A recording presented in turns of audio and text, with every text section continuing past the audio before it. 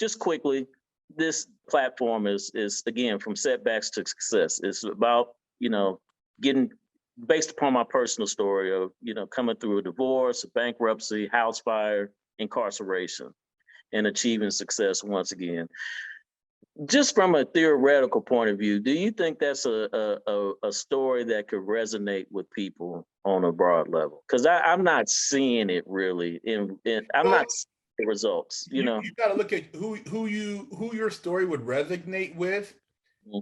Is maybe a demographic outside of what you think that you're trying to target. Like your story would probably resonate more with a white middle class, or maybe a certain Black demographic. But I mean, most Black, who watch what we talk about is, these guys who are caught up watching World Star. So they're like, their mentality is different in the way you articulate yourself, and your appearance is more of that of someone who's like considered more of an intellectual, somebody who wouldn't appear to fit that typecast that you've been to prison. So a lot of guys are like, oh, what did this guy know? He went to prison, now he's trying to get out here and make money. So I would say that for your message, there are a lot of like people in middle America who have dealt with that, maybe guys who have went through transitions in life. And that's why I said your path would be more of a eventually maybe get into like a Gary V lane, or on Anthony Rock, where you're doing a more of a motivational Les Brown, because that's who are in Les Brown. He's talking to probably majority of people probably aren't Black. Gotcha.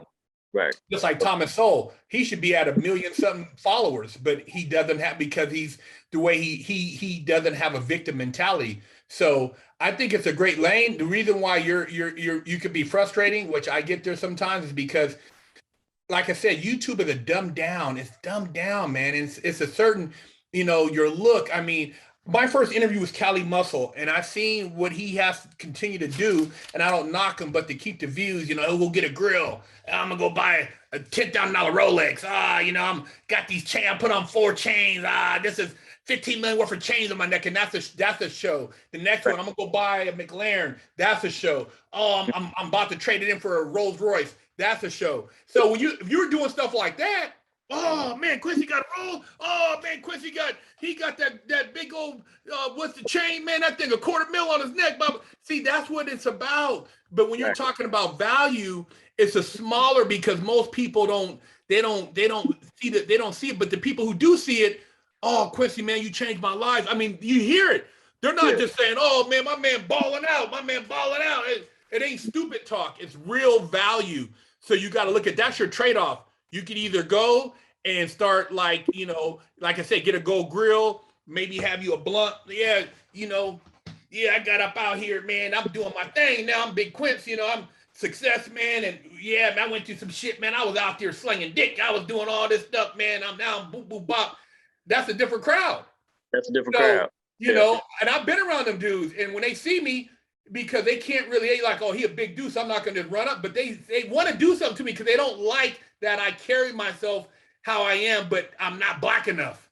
Right. I'm not, I mean, and that's what this is our culture, man. It's sad, but that's what it is. I can tell, you can go someplace, I can take you to Compton High, and they'll look at you and let me like, man, get these corn dudes out of here, man. Until they find out what you're crying. And then they're like, oh, Big Herc. Because you used to ask me, you robbed a bank? And they're like, oh, man, you had a note, huh? I said, no, I had a gun. Oh, man, did you, I said it was a hostile takeover, blah, blah. Oh, okay. Because if I had a note, or if I was in there for credit card fraud, they would have ran up in my cell. Right. That's straight up. Straight up. That's how, so you got to look at your what you're projecting and how people perceive you. You got to know your audience. Once you can master your audience, you realize that you'll be able to take it to the next level. But the audience right now that you thinking that you would think that, oh man, okay, I'm saying a good message, they're not like, clicking on my video, is because you haven't got a rotation in that circle yet. And like I said, that circle is dominated by white males.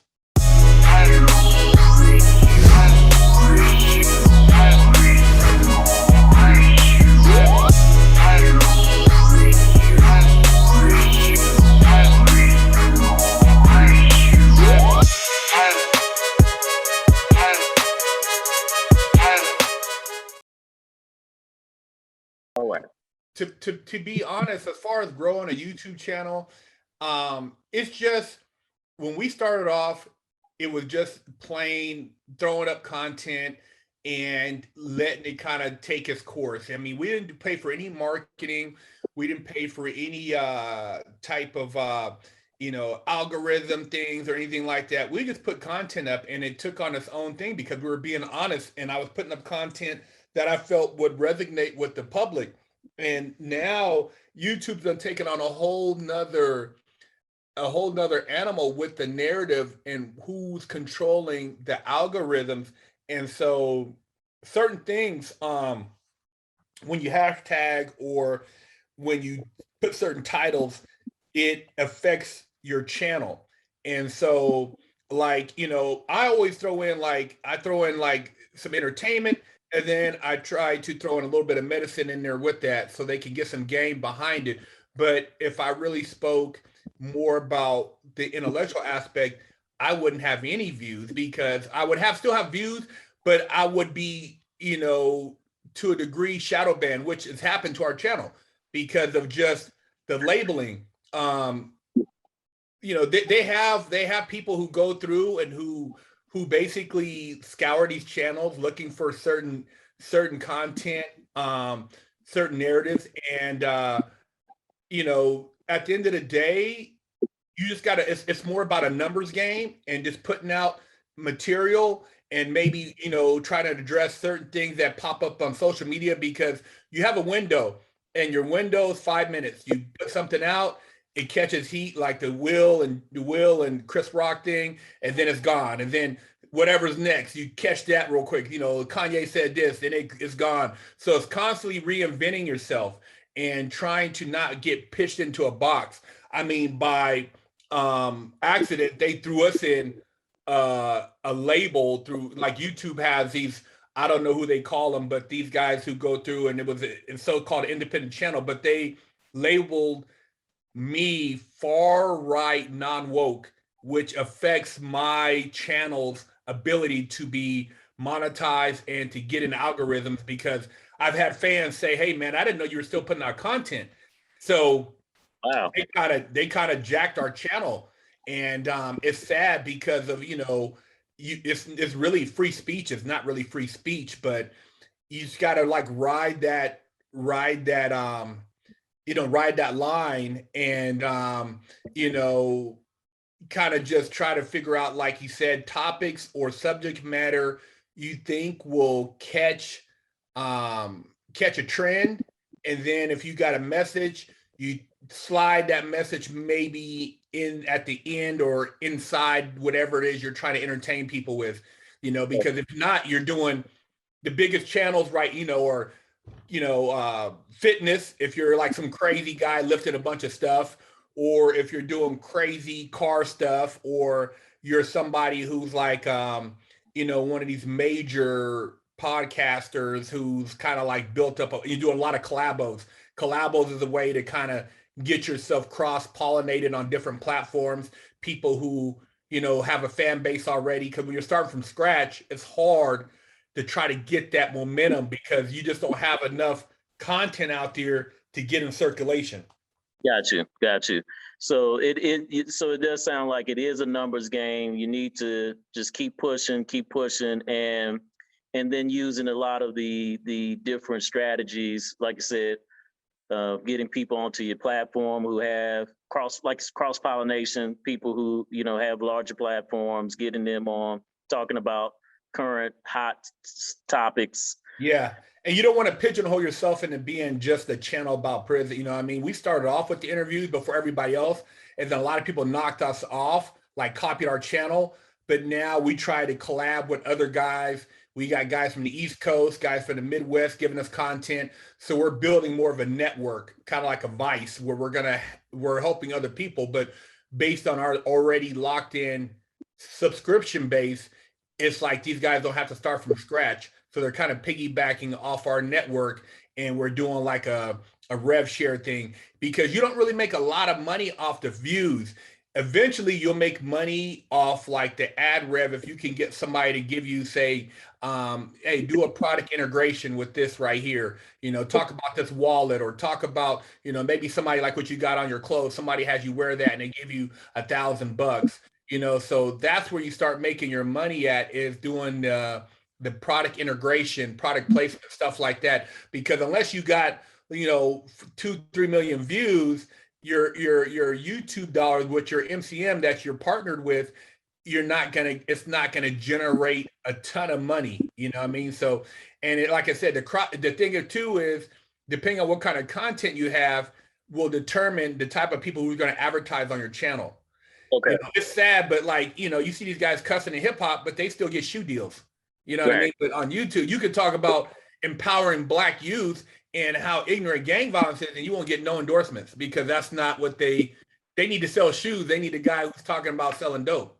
Gotcha. That, yeah, and that, like I said, that goes to that trick bag, man. And it is it's a lot of things going on out here. So, but I appreciate your answer on that. That hit it.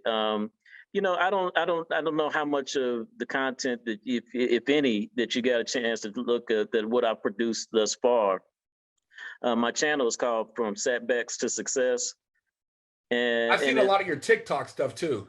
okay. I tried a little bit on TikTok. Yeah. Yeah, I need to get back going. I really just at this point wanted to just I've kind of just put a pause on everything, because I wanted to have a conversation with you, just to kind of see, just get your thoughts before I just continue just experiment with stuff to see, you know, kind of make sure that, you know, from someone who's experienced in this space, you know, that I'm kind of maybe heading on the right course. But I've gotten some initial feedback that some of my content that I'm producing is resonating with people.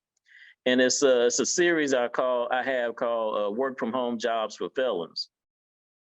And it was based upon one of the jobs that I had coming fresh out of prison. It was a customer service job, working from home with a company called Williams Sonoma. So it was a $13-14 an hour job, but at the end of the day, you know, I had a felony on my record. I was answering calls, processing orders, using people's credit card numbers. I mean, I was shocked in a lot of cases that I even got the job, because of the sensitive information that I was taken. And I have a bank robbery charge. So, you know, it was like, so it was interesting, but long story short, I worked that job 2.5 years, and it was instrumental in helping me and my wife, you know, buy our house that we're currently in now. So I put that video out just to kind of share with people that job and other jobs for people who might have a record, you know.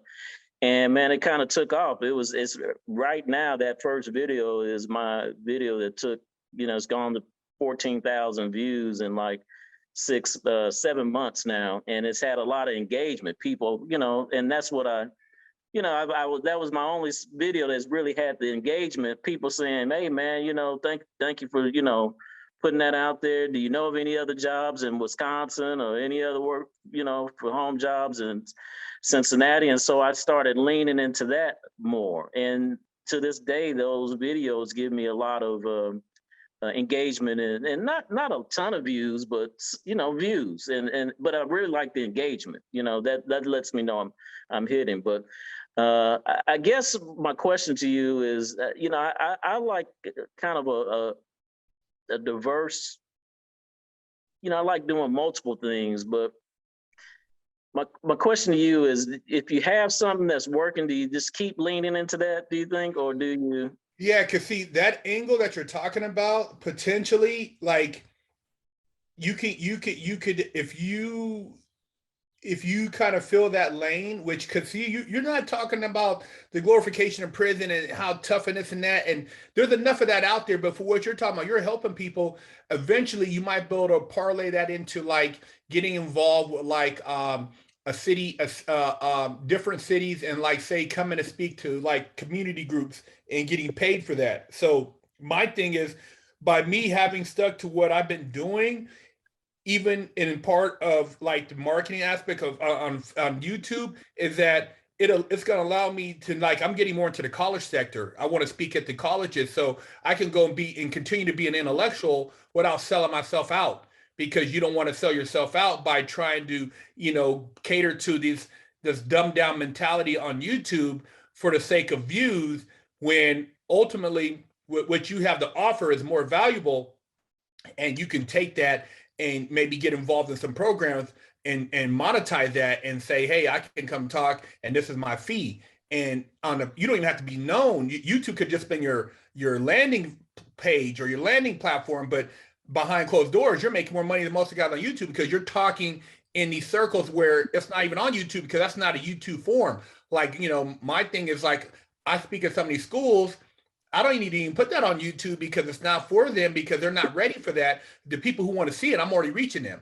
And then if I could turn around and film that and put it back on YouTube, so be it. But at the end of the day, even I look at some of the views, but it's like looking at the comments is more valuable, because a video might only have 10,000 views I put up, but then the comments are like, dude, you changed my life. Dude, I was like on the verge of suicide, and I got to, I've seen your videos and it picked me up from a dark place. And that's what matters to me, rather than me talking about, I went to Jacob the jeweler or whatever and got a gold chain that cost 1.2 million. And I got these kids trying to think, well, how can I do that, man? How much I got to sell, blah, blah, blah.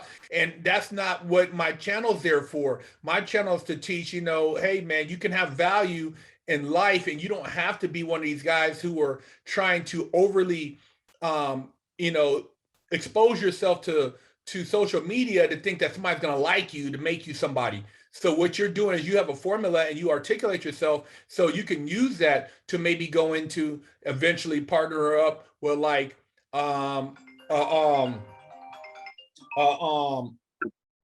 like a grocery chain and maybe helping employees like transition, or guys transition, and offering a service. And that service could be more valuable long term with your narrative than you trying to hit all these different things and talk about rape stories in prison, this and that. Because like I said, I put up some stuff, cheek buzzing, making it funny to get people interested, and then I go back and talk about, hey man, studying the law, knowing, you guys are gangsters, but you don't know shit about the law. You get in a thing and you go and you're watching TV and you don't even know, you haven't even picked up a legal book. How does that make sense? But you're a gangster? You're not a gangster. You go in there and it's like, they just tell you whatever. You just nod your head. So, at the end of the day, I've kind of kept that without selling out, but I know that it's going to benefit me down the road when I start talking at these colleges, or I go to talk at like, eventually maybe even go to Google, and talk and charge 50 racks. But I'm talking from a real perspective, and I'm not no dude. You know what I'm saying? You feel me? You feel me? You see me? Yeah, cuz, but that's not going to go nowhere. So your interaction is going to tell you a lot about on your channel. Like you said, the people who saying, hey man, what about out here in Cincinnati? What about Ohio? Blah, blah, blah. And you start tapping into that and become a resource. And, these people, a lot of these people, they'll try to get you to talk for free, but they have money. These cities have money, but they're not spending it. They're not spending it. I mean, you mean to tell me like they talk about all this, we're going to help the black community, this and that. Where's the money at? Why don't you want me to come talk for free, but you have a budget to pay where you could have paid me $4,000 or $5,000 per school, but you want me to come do it for free? You keep the money. Right. You know what I mean? So you got to, we're not doing that. No. So there's opportunity, and the way you present yourself is in a manner that's professional enough, but at the same time, you can convey a message. Because like, a lot of people, they look and say, oh, Big Herc, what do you know? Blah, blah, blah. I'm like, dude, just because I talk the way I talk, don't get it messed up that I was soft. With nobody running up on me in prison. And I've been dead. You're not even a gangster, boy. You ain't never even caught no phase in juvenile hall. I'd have been in some shit, but I don't need to go there. But see, you associate being tough with this ignorant talk. One way, yeah, just one way. There's no. That's what I'm saying. You got something, bro. You have, and I know that you know this at this point, but you got something brilliant going on, man. I mean, you're able to really, man, integrate in both worlds of the Black community. And that was my main goal in to try to open up the eyes of the youth. You know, I had a kid, you know, he said, Big Herc, I've never seen a black guy like, you know, black guys in their cars like you. Because I'm always going to car show. I'm like, what do you mean? It's like, oh man, how'd you get involved in cars, man? How do you find a passion? These kids have no passion. They, you know, they don't, it's like, all they think is, you know, hanging out and you know, Takashi and this stuff and smoking weed. They don't think about, dude, you could be an engineer for NASCAR. You can build the next, you know, maybe a brake system for Ford. You know, I mean, you can do all this stuff that's high tech. There's so much, and you're just falling to the wayside on something, and you're not looking at all these opportunities. You know, you could be an engineer. You know, it's like, but unless you're exposed to something, and that's why I try to, when I go places, film stuff, Pebble Beach, these different places, and see, yeah, I might be the only black guy there, but you could be here. Right. There's no rule saying we can't go to this stuff. And when you see other black people there, they're like, oh, what's up, man? You know, because it's like they condition us to think that we're limited and the sky's the limit. I mean, I seen a kid, man, I was watching something and there was a black man, no arms. He was born like this and he was driving with his feet. I don't know if you ever seen him on ESPN, but this guy's the engineer for NASCAR. I think I know who you're talking about. Yeah. Dude, that was a man. When I seen that, I'm like, oh shit, I'm not doing nothing, man. This dude is designing an AutoCAD suspension components for NASCAR that's doing a 200 miles an hour. And this guy gave him an opportunity, and it was a white man. So you can't say, oh, why, dude, don't limit yourself. You know, you'd be surprised where your blessings are going to come from. So when you start typecasting and saying this and that, dude, there's opportunity everywhere, but you got to think out the box. And that's like a lot of, you know, and I know it. There's certain people, you know, you couldn't take to certain places because they don't know how to act. They don't know how to act. Right. They don't know how to act. They wouldn't know how to talk. And then they'd be like, Quincy, is that guy with him? Did you bring him? Okay, make me a mental note not to invite him to my house. Right. Because you don't know how to keep company. You don't have to, you're not a good judge of character. And that's the thing. I can't go out and say like, hey man, I can't message you because of your dress, the way you articulate yourself, because it becomes offensive. But at the same time, you got to be, you know, conscious that there's certain people you can't bring to certain things because you won't get the second invite. Right. So you got to be conscious of that. And I'm conscious of that when I do my videos. Yeah, I do my videos. And the thing is, I know that I'm projecting myself right because I have had law enforcement. Hey, Big Herc, man, we watch your stuff, good stuff, man. So I know I'm not offending them because I give a non-bias. I'm keeping it real. I'm not going to tell you defund the police and then my mama got to call Charlie Bronson when somebody's down the street harassing them. You know what I mean? I'm going to keep it real. It's like there's certain people you've seen them where, bro, I'm glad these dudes are locked up. So yeah, there's a reason why and there's a good reason for some prisons. Yeah, you know, I personally I would never go out and publicly and advocate for prisons because there's just too many people doing too much. Me either. Yeah, too much time. My thing is I advocate education. Yes. But like I said, some people are beyond that. So, but my whole thing is even in prison, I used to study I had a study group. And I would come back from the law library and I would see everybody watching TV. I'm like, damn, this is crazy. They're just complacent. Nobody's trying to figure out. It's like, dude, if we had everybody in here, we might figure out a loophole and get out early. But nobody wants to study. Springer and Maury all day long, man. That, you know, come on, bro. Yeah, that's no bueno. No bueno, man. So yeah, you know, at the end of the day, man, you know, you can tap into that. You just gotta like put it out there enough to where eventually somebody be like, hey man, invite that guy to come and talk at our function and talk about how he was able to do this and why he was able to change and how we can do that. And you know, it goes back to everything. I watch a lot of Thomas Sowell and it goes back to education. Right. If you're educated, you're not gonna do dumb shit. Right. You got common sense. You're like, that's not, you know what I mean? You're not gonna go into a store and take a bunch of stuff and walk out. Right. Not no more. I mean, not gonna do it. Yeah. You know, because there's some huge consequences that, for me personally, I had no idea that the consequences for certain actions were so deep. You know, And the feds enlightened me to that. It really opened my eyes of just, I mean, and again, part of my story, I grew up in a 2-parent household, grew up in, I mean, in every indication of the word, there was no reason for me to go to prison. I had all the outcomes. I just had all the things that you what most people would want to have in terms of bringing their kids up and creating a family. And so, just long story short, man, I went to college, graduated from college, and I thought that things were just going to continue to go up from there. I started getting in real estate and buying franchises, and just when I thought, life couldn't get any better, everything just started falling apart. I went through my first divorce, well, my only divorce, but it was my divorce from my first wife.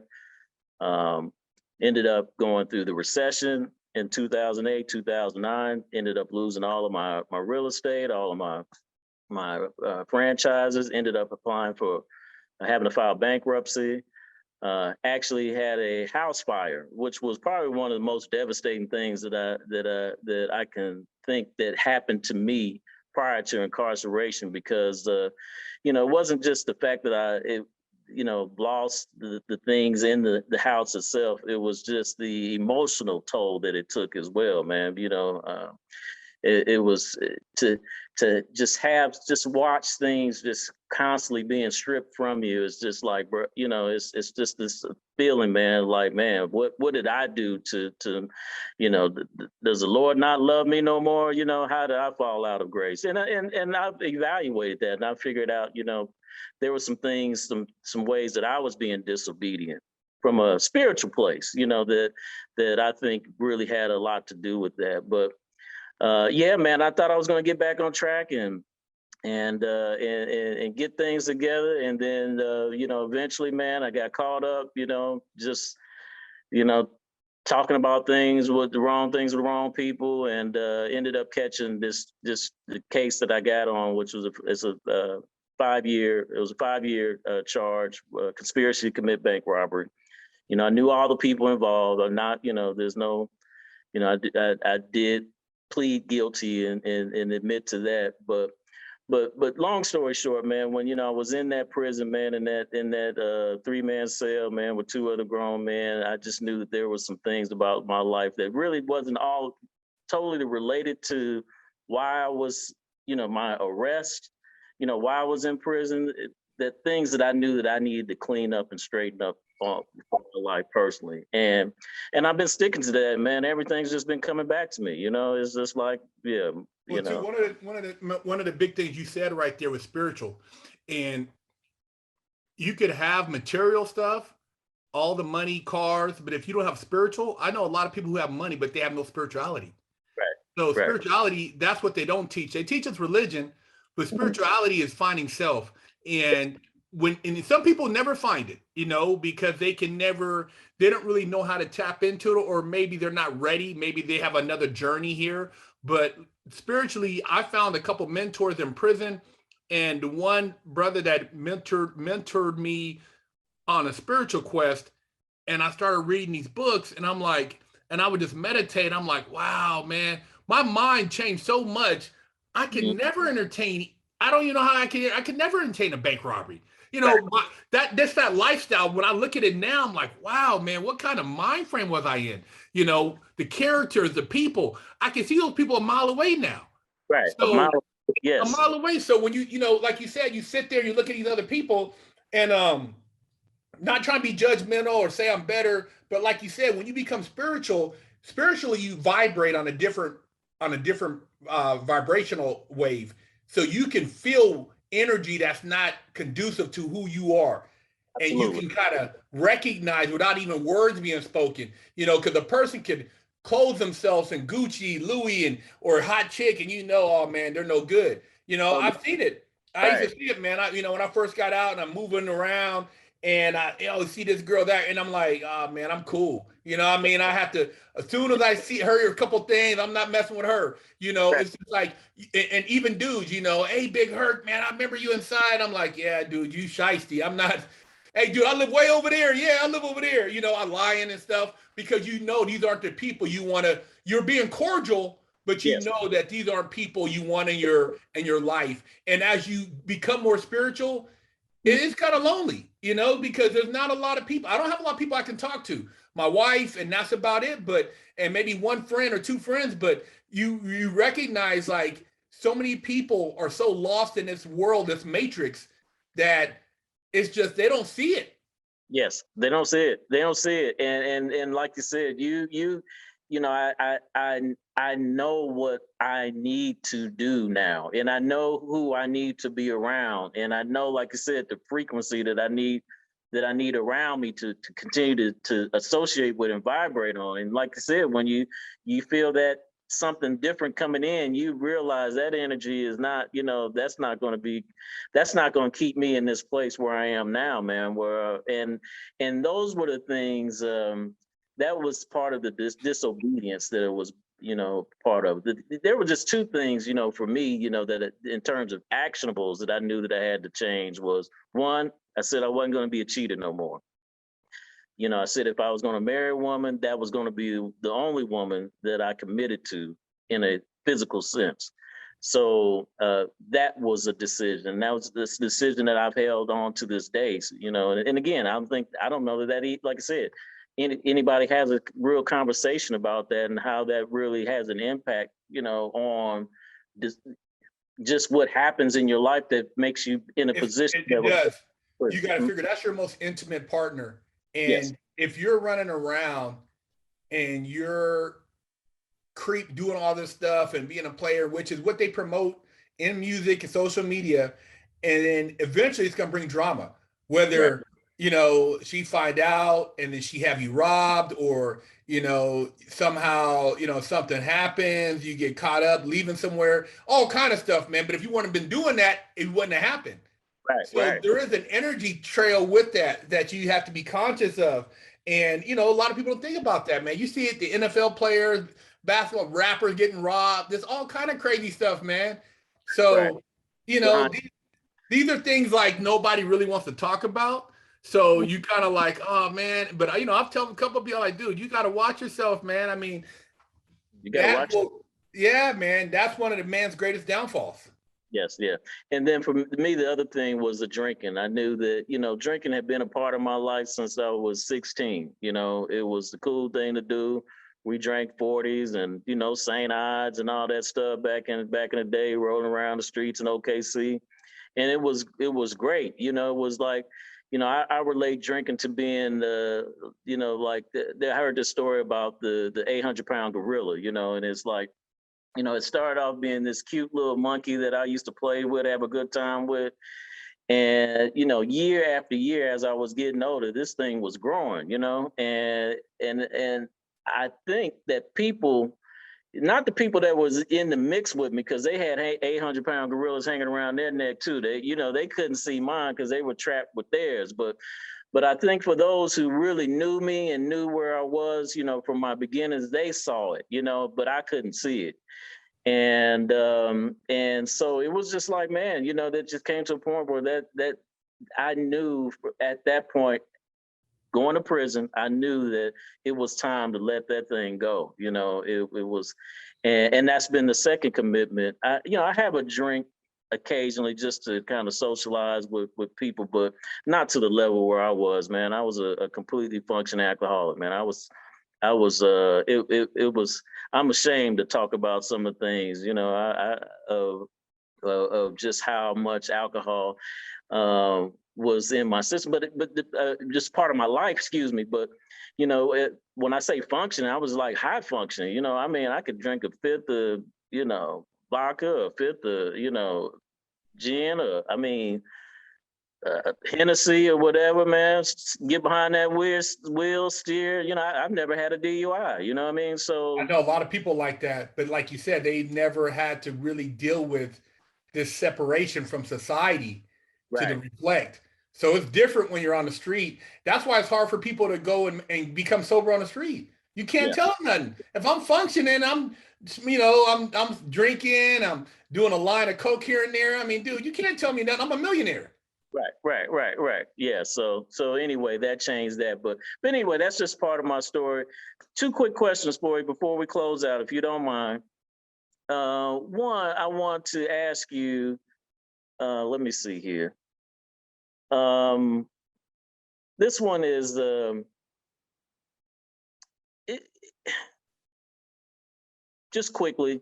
This my uh, topic, a platform is again from setbacks to success. It's about getting based upon my personal story of coming through a divorce, a bankruptcy, house fire, incarceration, and achieving success once again. Just from a theoretical point of view, do you think that's a story that could resonate with people on a broad level? Because I'm not seeing it really I'm Well, not seeing the results. you got to look at who your story would resonate with Mhm. is maybe a demographic outside of what you think that you're trying to target. Like your story would probably resonate more with a white middle class, Okay. or maybe a certain black demographic.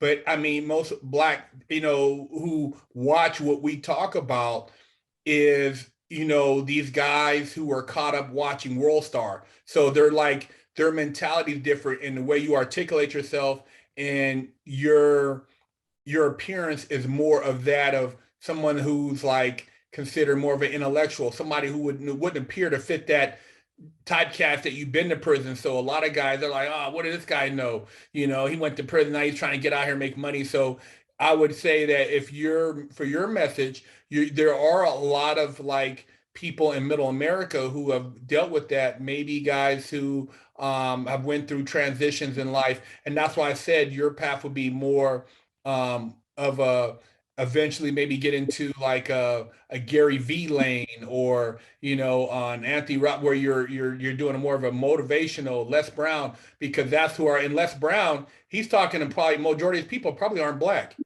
You Gotcha. know, Right. just like Thomas Sowell, he should be at 1 million something followers, but he doesn't have, because he's the way he doesn't have a victim mentality. So I think it's a great lane. The reason why you could be frustrating, which I get there sometimes, is because, like I said, YouTube is a dumbed down. It's dumbed down, man. It's a certain, your look. I mean, my first interview was Cali Muscle, and I've seen what he has to continue to do, and I don't knock him, but to keep the views, he'll go get a grill.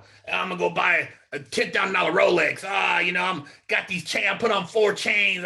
This is 15 million worth of chains on my neck, and that's a show. The next Right. one, I'm gonna go buy a McLaren. That's a show. Oh, I'm about to trade it in for a Rolls Royce. That's a show. So if you're doing stuff like that, oh man, Quincy got rolled. Oh man, Quincy got that big old what's the chain, man? That thing $250,000 on his neck. But see, that's what it's about. But when you're Right. talking about value, it's a smaller, because most people don't see that, they don't see it. But the people who do see it, oh Quincy, man, you changed my life. I mean, you hear it.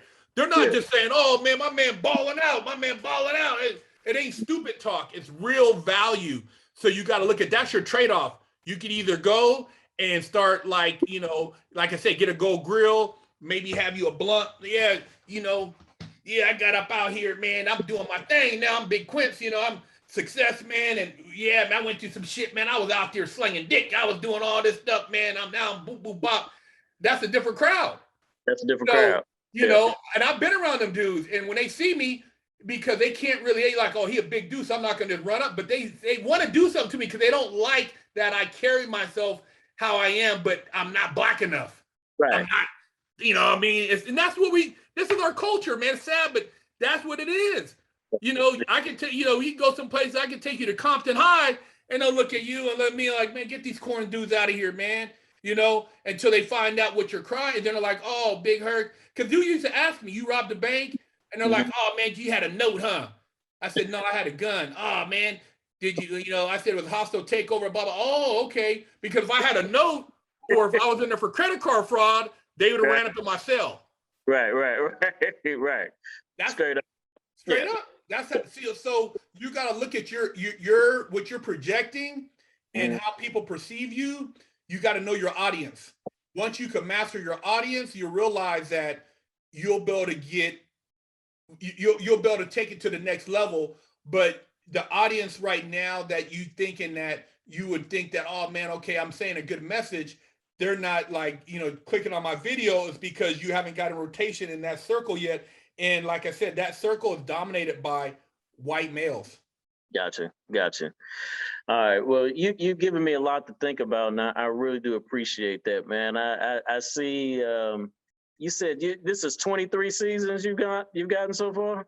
I started out in 2013 and this is 2022. So we're at a decade almost, man. And we're just, they say you do something for 10 years to become a master at it. So Right. it'll start turning over and people are starting to see the value. But the people who are seeing the value, college professors, Yeah.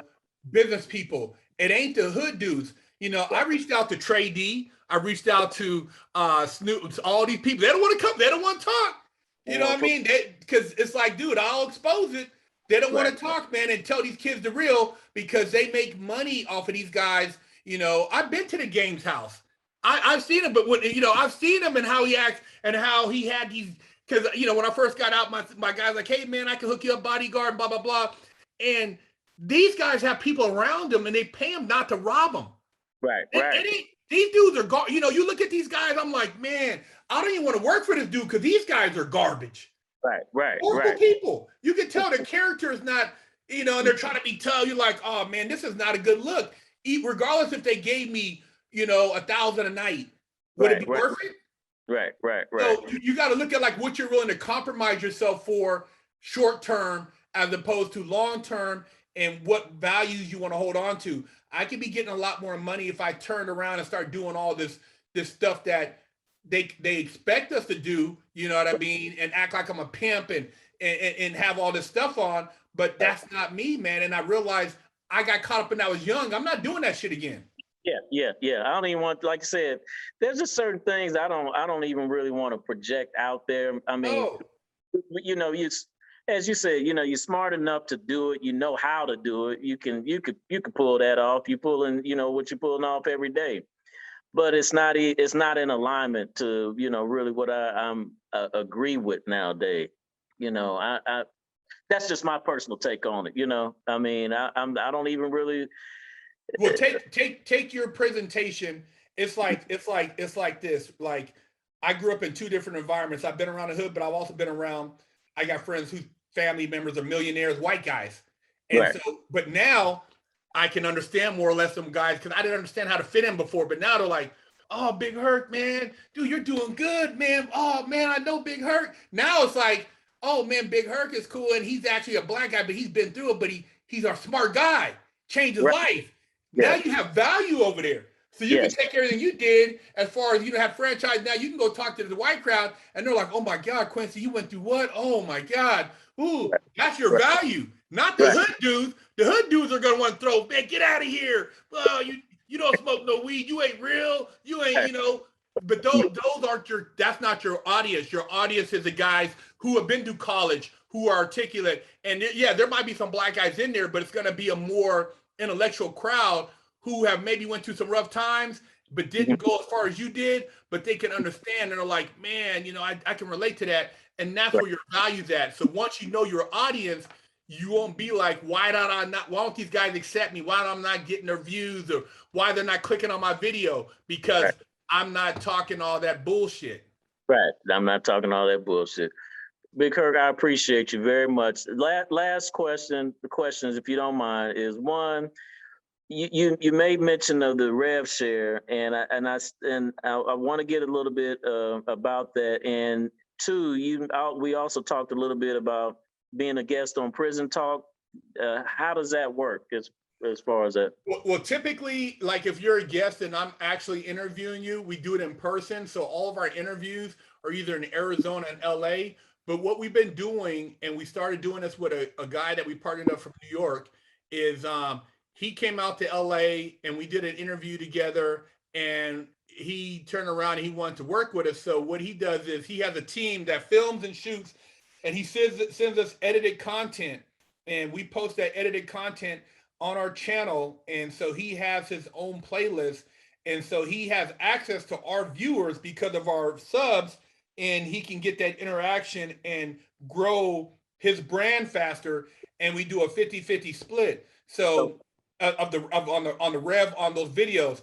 But like I said, the value isn't really with the videos because you're not going to make a ton of money unless you're getting millions of views, but Right. you're getting interaction, you're getting exposure. And if whatever you have in your links, as far as if you're selling something, you're promoting something, all that is getting now access to people who could potentially want to buy into what you're selling. So Okay. you make your money off the merchandising. If you got a book, if you got some type of course, Hmm. that's where you get your value from. So we're doing it with the guy from New York. We got a guy from Chicago. We got another guy we're working with from Idaho. And it's like they're not really the big thing is like because their videos aren't getting like the one guy says how to take 1,000 into 10,000, start a trucking company. And I think it's a couple thousand views, which it should be at a million. But because of the value, you got to realize that the people who do respond to him are serious Okay. Gotcha. rather than opposed to people who just like, oh man, they're seeing something and you got some hot chick with her tits hanging out and you're talking blah, blah, blah, blah, blah. So you got to look at that's YouTube. YouTube is a in a platform sense, unless you're as an established celebrity like D.L. Hughley or somebody who's coming down from Hollywood and you Right. get that base. But if you're from us trying to come up, it's a Yes. lot harder to rise up through the weeds based Right. on we're not doing what the typical guy who's trying to rise up is doing, where we're not causing beefs. I'm not talking shit about you're a rat, you're a snitch, or blah, blah, blah, blah, blah. You know what I mean? So yeah, basically, like I said, the rev share thing is like where my manager puts together an agreement and the videos drop on our platform on a regular basis. But it's like we're giving people like an assortment of content from all over the country, but it's giving you that fan base that's like 500,000 subs already subbed and the opportunity for your video to be clicked on by one of these people. Gotcha. And is that something that I would need to coordinate directly with your manager, or? Yeah, well, if you're interested, basically, I could you could email us at freshoutseries@gmail, and then my Okay. partner who does all the uploading of the videos and editing and stuff, and then you could let us know, like, okay, like say typically you want to drop a couple of videos a week, so you would have the videos ready to go and with your edits and information, and then you coordinate with him, and then what he would do is, if you have a thumbnail, put your thumbnail up, and then say, hey, we're going to drop your videos on these days, and then at the end of each quarter, we would give you like, okay, this is the analytics for your videos, this is what you made. But like I said, the main thing is if you're offering something, whatever links in the description or whatever stuff you have, it would drive traffic into that area, and it would also allow you to build your brand per se, because we have a lot of people over the course of 8 years who are dialed into our content, knowing that we provide great really quality content. Right, right, right. You do, man. I really like your. I mean, I don't. One, I think you're, and this is something I'm having to think about as well, because I do check out how you do conduct your one-on-one interviews in person. And there's just some things that I'm just reconsidering, because I know that some of the content that I've produced, uh, they've been Zoom calls, but or just kind of not face to face because it's been the pandemic. But I feel like in a certain sense I've been over editing and over producing certain things instead of just letting letting the thing play, man. I mean, You can and be raw with it, and then you got to realize too to watch who you put on your channel. Because I've had problems like I had a gentleman, and he started saying some stuff. He was ex special forces, and dude, then people call you out. I mean, OG Silverback, God bless him, but he started saying some stuff, and I kind of had to step away. But some military people actually made him do apology because they were going to bring him up on charges for. You can't say that you were special forces or Navy SEAL trained if you ain't ever did that stuff. And he kind of got caught up by seeing the views and oh my god, if I could, and he started sensationalizing stuff, right, right, and it kind of took him down a whole nother path, man. So I tell people, man, be careful what you put out there. And people from you wouldn't believe are watching our channel, and if they see you on there and you done made up some shit, they're gonna research. And people were like, hey, Big Herc, do you know this guy's lying? The year he said he was at that base, man, my uncle was there, blah blah blah. I mean, dudes do research. right, right, right. Yes. Okay. So, you know, that's one of the things you don't want to get caught up in and trying to do views is like, you know, saying things for the sake of trying to get the followers and it's not true. It's not true. I do understand. I do understand. All right, all right. And again, I guess you so that if I did want to try to get do a one-on-one with you live, is that something that could be coordinated in Yeah, there? yeah. We just have to, like you said, depending on, you know, if you and your wife ever took a trip out there, or if you ever came to Arizona, we just would like get ahead of time, and then I would plan it out with my partner because like we got 3 or 4 cameras, like $5,000-$6,000 cameras. We got a whole lighting thing, and we like to make it as professional. So we don't do Zooms. Like I've done Zoom podcasts for somebody else, but I don't do it because in person you get a totally different interaction, and Absolutely. you know Absolutely. the response is different, and it's like it's like that's what makes our videos what they are in studio.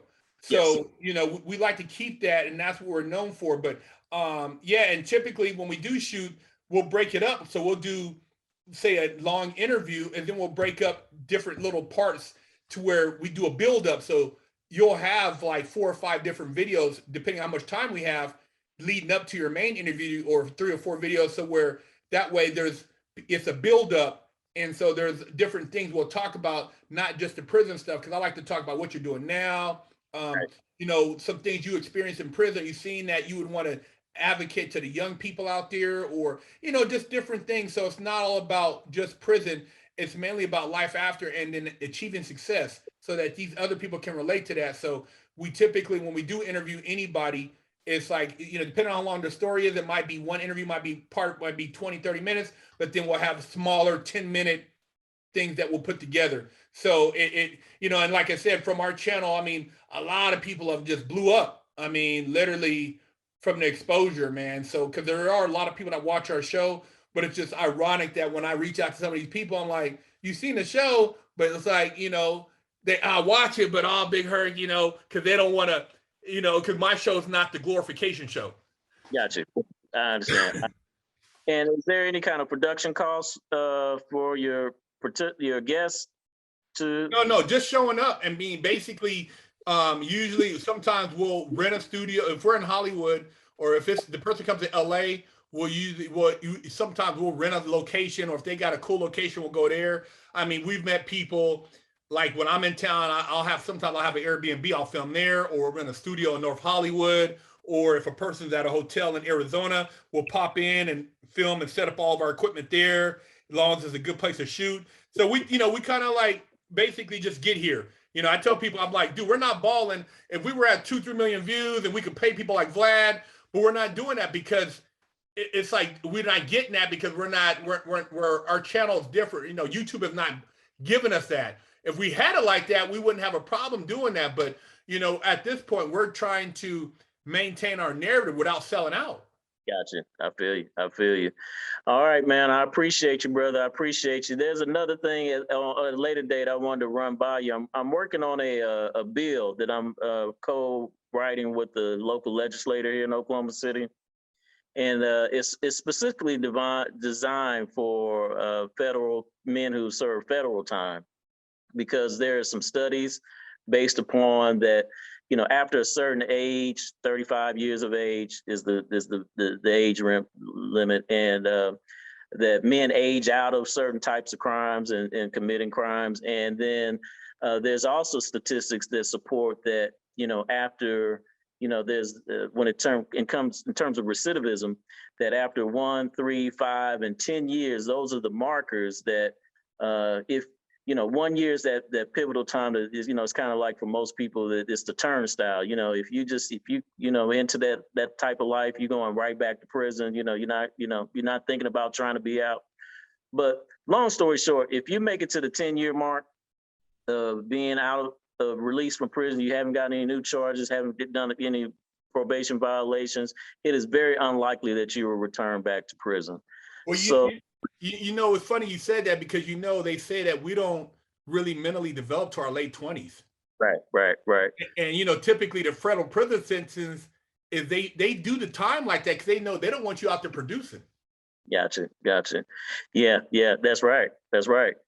And so, but the bill would be one where it becomes so, because I've also gone through a bankruptcy, and and so when I filed my bankruptcy on the 10th year to the date of that bankruptcy filing, the bankruptcy came off of my credit reports. This bill would be something similar, where after the 10th year, after you're a certain age, on the 10th year of the date that you've been released from prison, your felony comes off of your record. So technically, you no longer are a quote unquote felon anymore. It's a complete restoration of your rights and your freedom, in terms of not having to wear that badge anymore after that 10th year. So it's a bill that, like I said, I haven't really just I've been just drafting it right now, and wanting to have conversations. There's not a lot of people you can really, I don't mean this in a negative sense, but it's not a lot of people like yourself who I could talk to about something like this who really would get it. They don't. And then there's just and there's just not a lot of people who who've served time, man, who've been thinking about some of these things. So anyway, it's something I would like to run by you. I have this deep feeling that this would be something that you would just see the value of. Oh man, for sure. I mean, I've had people, because like you said, if I had a state felony, I could have got it off easier. But now I'm a federal, I still can't get a handgun. What I mean? 'Cause I'm an ex-felon, can't you possession of a firearm, that's an automatic 7 years. So federal, Arizona, you can just carry, but I can't because I'm federal. So I would love to be able to restore my rights after having done all I did. And we got to go through a presidential pardon to Absolutely. get that off of there. And that was one of my things I want to do, is eventually whoever comes in the next person in office is to petition him, like, dude, I've done all this over the last decade. Can I get a presidential pardon? Right. But that's a great idea, man. I think, like you said, man, being able to restore for people who have shown that they've changed their life, and start that conversation. It's just getting the right, politician behind it, man, because that game. And it all depends on who's running the House or Senate, or who's in office. Have you ever had a sit down with Van Jones on any level? No, I haven't had the opportunity, man. I've been trying to get at certain people, and like I said, it's like navigating through, the swamp, trying to get to these people. And I was, before before we had this election, I had somebody who was tied in with somebody who knew Trump, and Trump was helping out a lot of people. I hate this, people try to politically, but he was telling God, if you got a family member in prison, I will come holler at me. I mean, dude, but people were, because they were putting that, oh man, I'm not talking to him. You dummy, your cousin's in prison. These NFL players, he was helping out, man. He was letting people out. He was getting people out. So, my dude, his partner, they were paying, they got Harry O's out. He don't even talk. Harry O from Death Row was out while Sugar's in. So, there's all type of, but he was helping a lot of people. But like I said, when it's shifting politics, it kind of, I just kind of like played it back, because, once you went that route, like, oh, they already labeled me without me even saying, because I never even got involved in politics. Because to me, it's like, it's the same face, but different angles.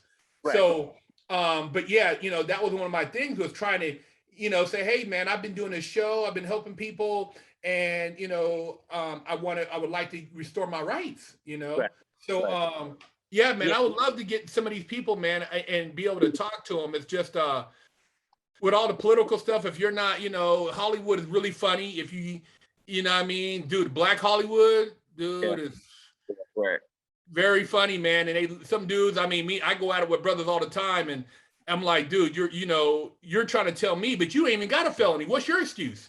Right. You've never been locked up. You've never even been pulled. Come on, bro. Quit projecting yourself into a situation you've never been involved in. Yes, a whole different ball game. But yeah, man, I'll keep you abreast to what the development on that. I'm probably about a month away. We're probably about a month away from coming up with somewhat of a final draft of the version.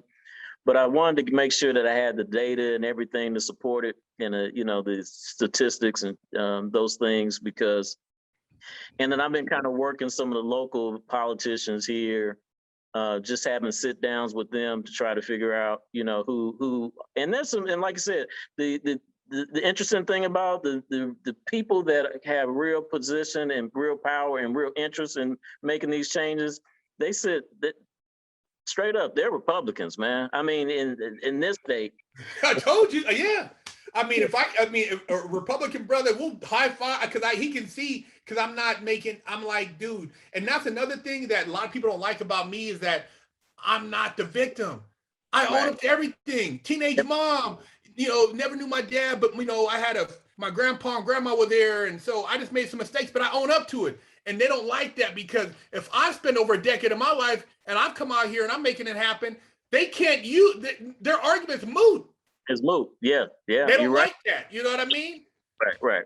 So I'm not with their, oh man, yeah, I was in juvenile hall and blah, blah, blah, and blah, blah, blah. And so it's like, it kills their argument. So they're the last person they want me to try to come up and talk about, because they use that as their crutch. Right. Yeah. And that's something that, to every person, man, they have to just come to grips with whatever, you know, whatever your story is your story, you know, but that doesn't give you an excuse. You know, after a while, you got to own up to it, you know. And have you heard of the officer out there, Sticks? Sticks? He's got that show, Oklahoma Live or PD Live or something like Live PD. I think he's from Oklahoma. It sounds familiar, but not okay. Not so familiar with it. Yeah. Okay, I was just curious. Okay. Yeah. Is it the black dude?